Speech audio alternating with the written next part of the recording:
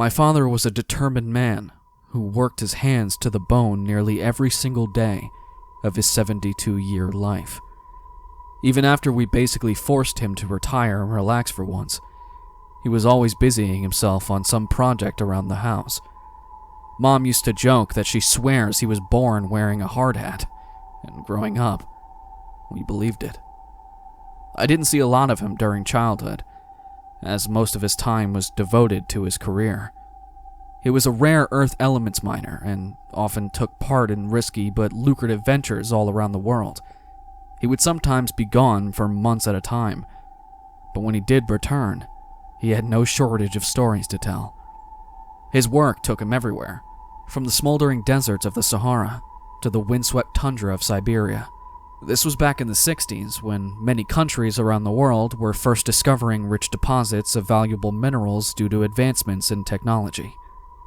My father was already a veteran of the trade, having worked in mines since he was 14 and grinding his way up to the ladder. He eventually became a roaming prospector, regularly offering his services to countries that were looking for experts to help them develop a mining infrastructure. He told stories of him traveling halfway around the world into places he never imagined himself going. He once was caught in between rival warlords in Sierra Leone back when the diamond industry began to boom. Another time, he was imprisoned in Moscow for 2 months after being accused by the former Soviet Union of being an American spy.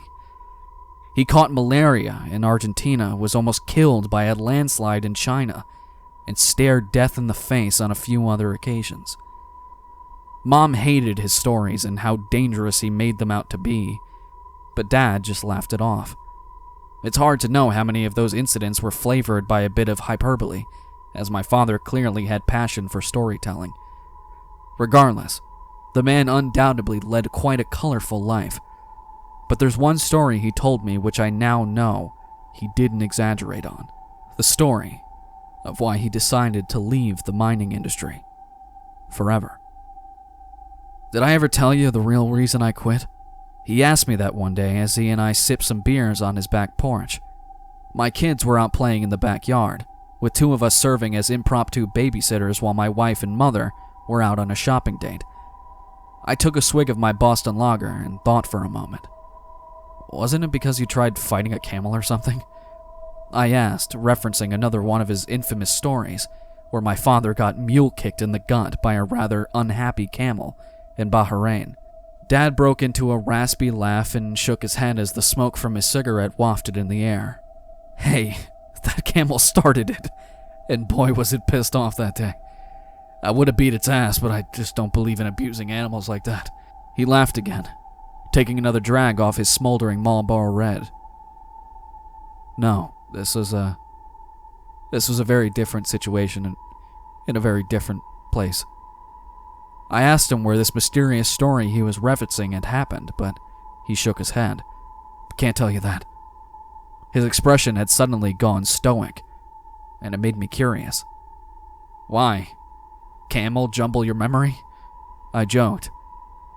Dad smiled, but then averted his gaze to the ground as if contemplating whether or not he actually wanted to say any more. Son, let's just say some places are better off forgotten. That was all it took to get me interested. Whenever Dad told one of his many stories, there was a certain alluring gleam in his eye. He definitely enjoyed the attention and wide-eyed gazes of wonder he got as he told these stories. But this time, he looked quite different. It's like what he was pondering was something that deeply troubled him. He started off telling me that towards the end of his career, he had an old friend reach out with an incredibly lucrative offer. Dad used air quotes around the words as he said them, as though he was skeptical of the claim from the beginning. This friend then went on to explain that a certain place discovered a deposit of copper and needed assistance getting a proper excavation site up and running. Dad spent some time corresponding with this friend and learning the details of the operation. He said he honestly wasn't very interested in taking on the project, but after his friend revealed the hefty sum of money being offered, he just couldn't turn it down. So, Dad accepts, and a few weeks later, he's on a plane bound for his new office in this undisclosed location. He said the journey to get there alone took him over 24 hours to reach the spot, so wherever it was, it had to be outside of North America. Dad was very careful when he told his story to not give me any clues about where this place was, and I didn't really understand why at first. So Dad finally steps off the plane, and his friend, who I'll just call Carl from here on out, picks him up. The two of them discuss details of the operation, while they drive another 3 hours to reach the spot. Partway through the trip, and Carl drops a bit of a nuke on the conversation. So, we've encountered a bit of an issue. Dad stared at him, and he was suddenly dreading where the conversation was headed. What do you mean? Dad replied, causing Carl to almost immediately backtrack. Well, okay, not even necessarily an issue, more like a curiosity, really. Carl then explained to him that as he and his team were inspecting the site, they found some things they didn't expect. The location they were headed was a small cavern, nestled near the base of a mountain in a small gully. It was a spot that was known to locals for generations, but none of them really paid it much attention, until someone ventured a little deeper inside. Apparently, the cavern stretched a lot further than anyone expected, and not far inside they made an interesting discovery. One of the prospectors found a large, circular stone slab. It was just lying there on the ground and at the end of one of the corridors, but the shape made it clear that someone had cut it intentionally. This meant that there was a possible conflict of interest brewing. If it was discovered that the site contained evidence of ancient remains, then it would be turned over to archaeologists instead. The district that the site was located had a mandate to always prioritize archaeological ventures over industrial ones. If evidence of a human presence was proved conclusive, then my father and the team would have no choice but to abandon it and lose out on their payday.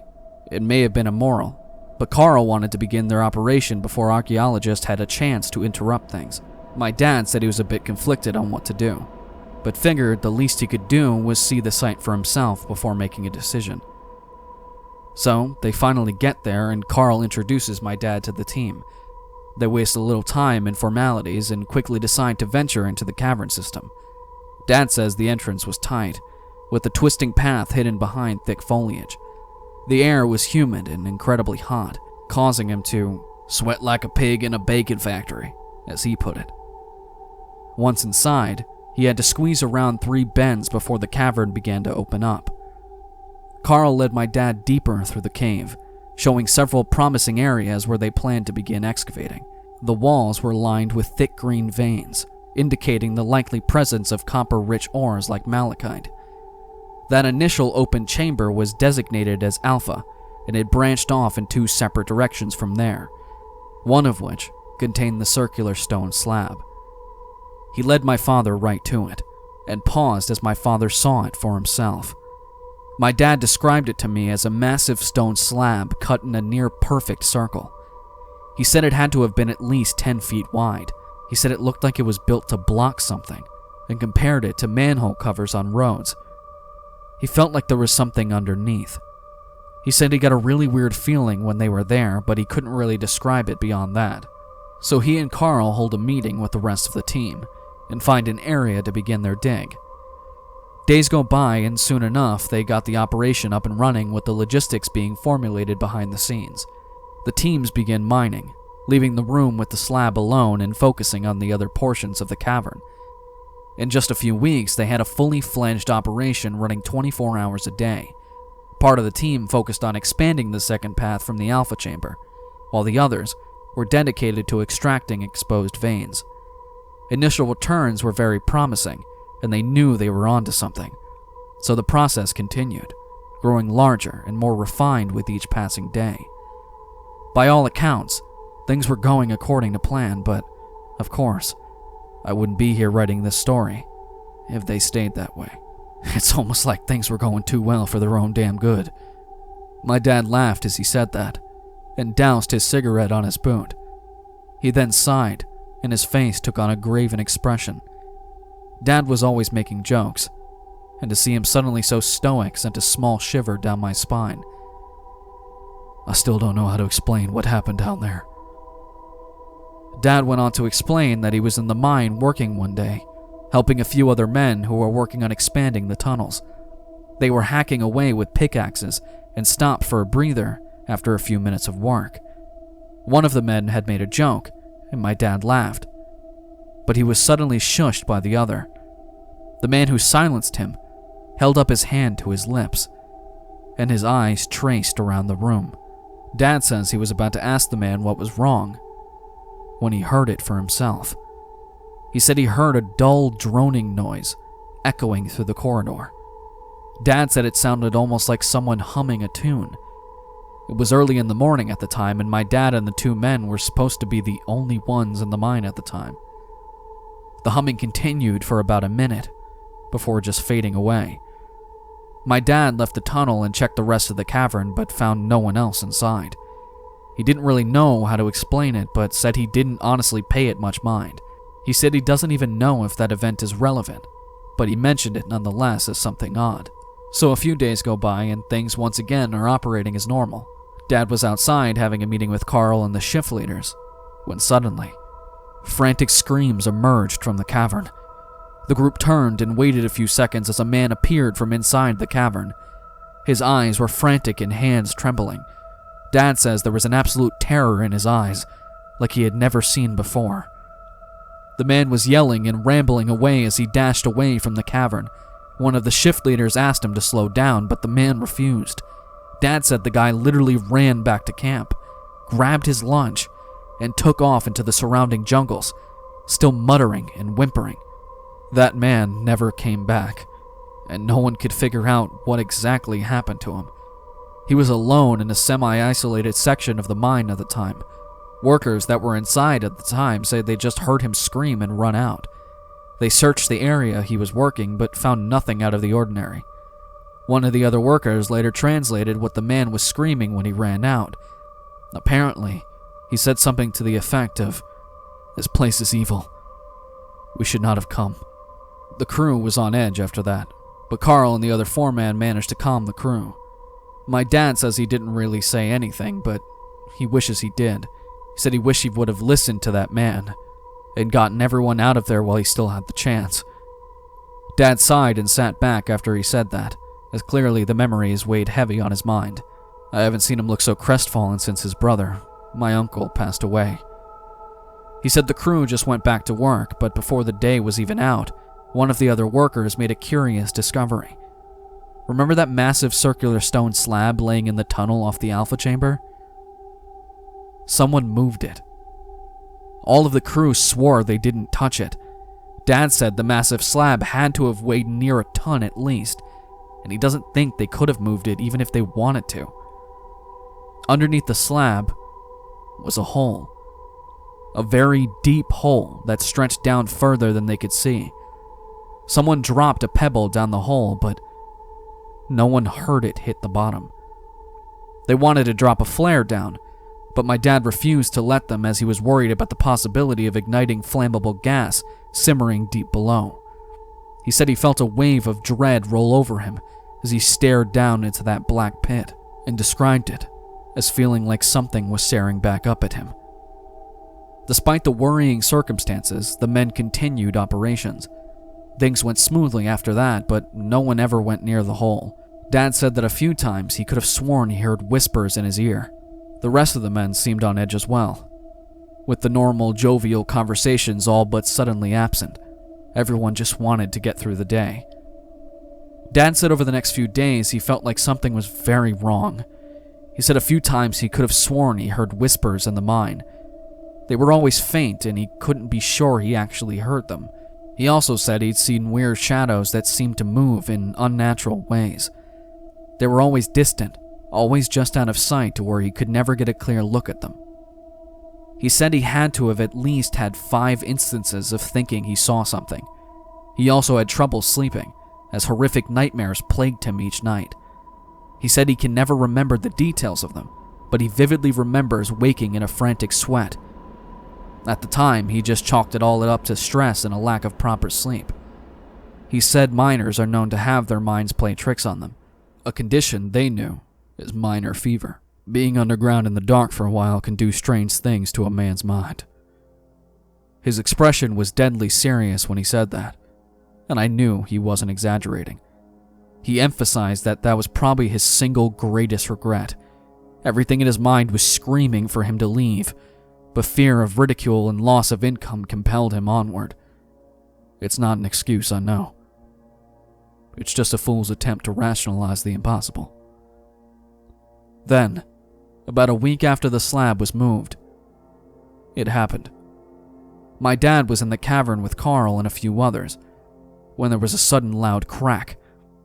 The men fell silent and waited a moment as the sounds of faint rumbling began. They knew all too well what that meant, and without wasting another second, they all scrambled for the exit. But it was too late. My dad says the next thing he remembers was the deafening crashing of boulders, dirt, and debris as the cavern collapsed around them. Dad says the next thing he remembers was waking in a confused haze, swallowed by darkness with hard rock all around him. His legs were pinned down by rubble, leaving only his upper torso exposed to a small nook in the rubble. He tried pulling, but he couldn't get his legs to budge. I can't honestly imagine a more terrifying prospect than being buried alive like that. Dad said he tried not to panic, but could only do so much. He managed to retrieve the Zippo from his pocket, but as the flame ignited, he almost wished he'd remained in the darkness. The crimson hue bathed the small area, and Dad said the enclosed space was barely larger than a cupboard. The light also revealed a much more gruesome scene. To his right, only a few feet away, he spotted a gloved hand poking out from the rubble. He followed the arm with his eyes and saw what used to be a man's head, crushed beneath a boulder in a spattering of blood and skull contents. Dad gagged and looked away as the sickening scene caused him to vomit. He said he's never been able to get that image out of his head. The man was obviously dead, but all around him, Dad began to hear the faint moans and pain-stricken cries of others who had not yet succumbed. He couldn't see any of them, but one voice seemed nearby. A man was calling for help, and Dad recognized the voice as belonging to a local worker he referred to as Rico. Dad called back, and Rico responded. "Mr. Johnson? Is that you?" "Yeah, it's me, Rico. Are you okay?" "Not really, Mr. Johnson. My arm is stuck. I think it's broken. It hurts real bad. I can't feel my legs either." Dad knew that was a bad sign, and he tried his best to keep Rico and himself calm. How much room do you have in there? Can you see a way out?" "No, sir. It's all dark. I can't see anything. I can move my left arm around so I have a bit of space, but I'm pinned down." Dad cursed under his breath, and again tried reassuring the man to remain calm. He knew things weren't looking good for either of them, but he couldn't reach the man, let alone free himself. Rico and my father continued talking for hours, and after some time, my dad said he heard the sounds of hacking in the distance as a rescue team began to try and liberate the trapped miners. Rico told my dad about his family, his wife, and his 2 sons. Rico feared he was never going to see them again. My dad tried to keep his spirits up, but admitted to me that he shared the same fears. The 2 of them could do nothing but wait and pray that the rescue would arrive before the Reaper did. Kilma was right. Rico said the word suddenly, referring to the same miner that my dad previously mentioned, who had seemingly went crazy and fled the site a few days earlier. "What do you mean?" my dad asked. Rico panted hard and replied, "This place, it's evil." Dad didn't know how to respond to that. Obviously, the cave-in was a cruel act by Mother Nature, or perhaps one triggered by human error, but Rico seemed to think it was more than that. "We shouldn't have come here, Mr. Johnson. We woke it up." Dad then thought the man had started suffering from delusions brought on by his injuries, but Rico was adamant. "I heard the voices. I saw it. It warned me to go. I should have listened." Dad thought the man was losing his sanity and continued to try and reassure him. It didn't seem to do much, and not long after, Rico stopped responding altogether. Dad said he could hear him whispering desperate prayers and weeping quietly. He didn't know at the time how long they had been there, but the situation began to wear heavily on my father as well. His stomach growled from hunger, his lips were dry and head throbbing from dehydration.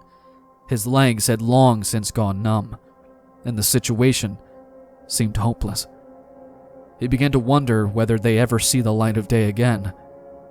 Rico had continued praying, but in between his whispers, my dad said he began to hear something much more worrying.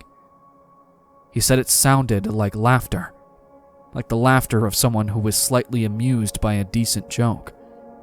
Sometimes it seemed like it was coming from Rico, but other times it did not. He heard it from up ahead, back behind, and even down below him. Rico suddenly stopped his prayers sometime later, and Dad said he didn't even notice at first, until Rico spoke again. "It's in here." Dad tried getting Rico to respond, but he seemed to just ignore his calls. Rico then began to hyperventilate, and suddenly he screamed. Dad says he's never heard a more gut-wrenching scream of terror in all his life.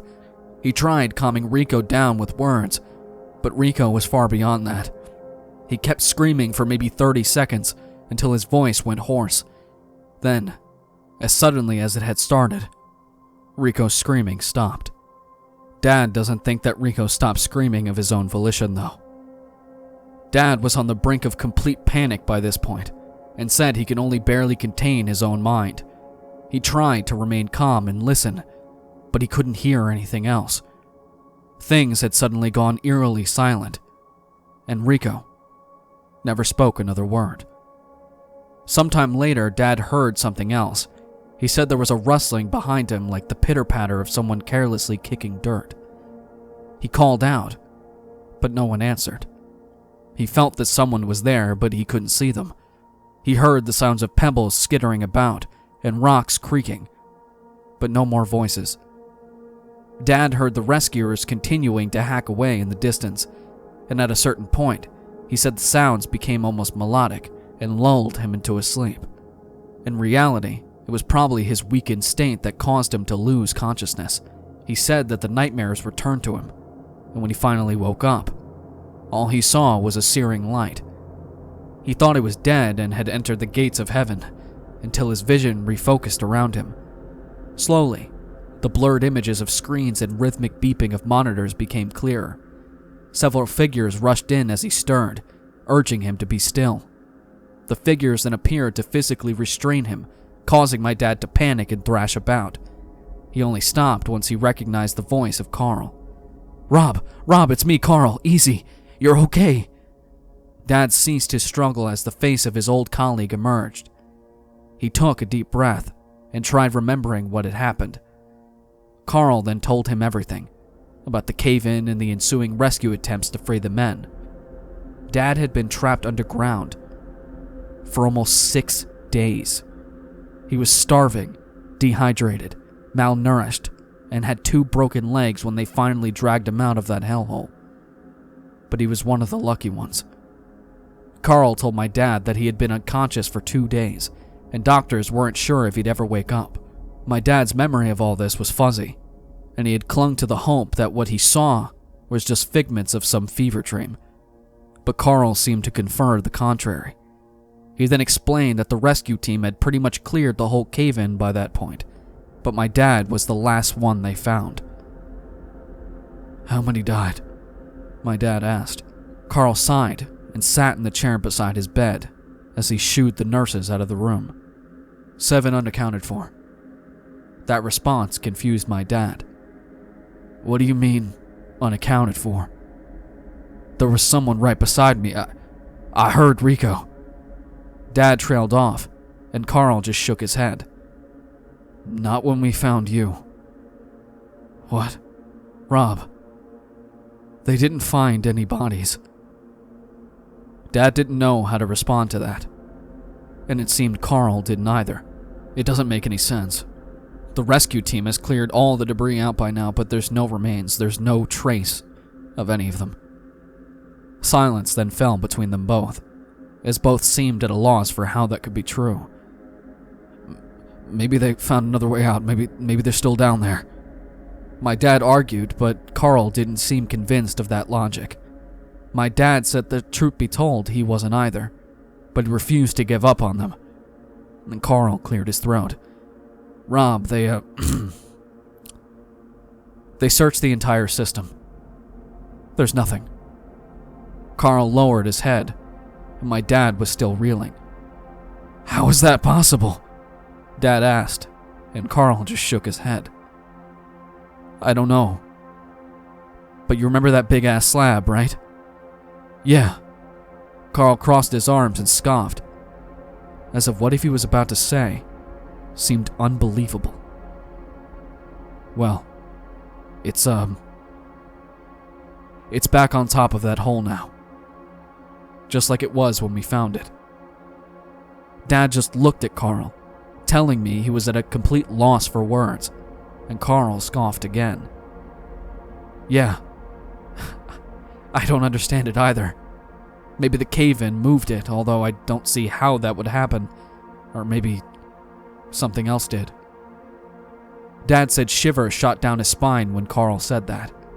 He remembered Rico's words, but said when he heard them, he thought they were just the ramblings of a fatally wounded and starving man. He was forced to confront the thoughts again in that moment.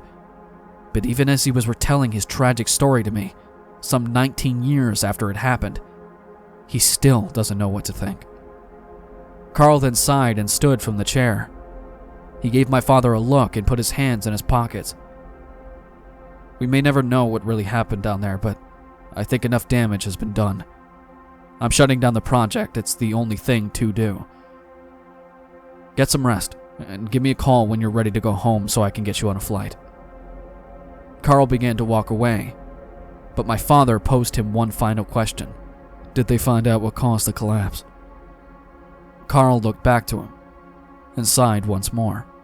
Nothing conclusive yet. Seismic readings in the nearby town came back normal. We could have struck a root of the system, but I doubt it. Carl then lowered his head. I think there are just some places that are better off left alone. Carl then left, and Dad was alone with his thoughts once more. He signed himself out of the hospital later that day, and 24 hours later, he was on a plane back home. I remember this time well. I was maybe 16 when Dad came back home in a wheelchair. Mom was furious and distraught at the sight of her temporarily crippled husband.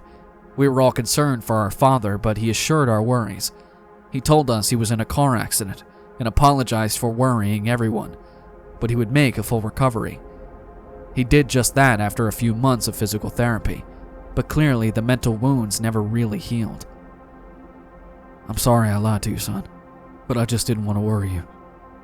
I didn't even know how to explain it all. Your mother would have probably broken my arms too if she knew what had happened. He laughed as he said it, but I didn't. I was still trying to absorb the crazy story he had just told me. You really went through all that, didn't you? I asked, demanding his confirmation one way or another. He was well known for his wild stories after all, and part of me accepted him to admit he was pulling my leg. He just sighed and looked at me dead in the eye. It's the truth, son. It's the reason why I left the industry forever. The way I see it, God gave me a second chance that day. It showed me that there are things in this world we're not meant to find. Dark things that we have no power over. I talked with him for a while after that, asking more questions about the story which I've pretty much described already. I tried to get him to reveal where this story of his took place, but he refused. Throughout every word he spoke, he maintained that his story was the truth. I eventually asked him permission to share his story with others, and he agreed. And so here I am, sharing his story for all who would read it. My father would be pleased to know that another one of his tales had entertained people, even so long after he is gone. I wish everyone could have known him like I did, and see the desperate fervor in his eyes as he told me this story. Regardless of whether you believe his story, or just entertained by some words on a screen for a couple of minutes, I think we can all agree that some things are just better off left buried. There are things that we as a species are just not prepared to encounter. And God help us all if anyone ever digs them up again.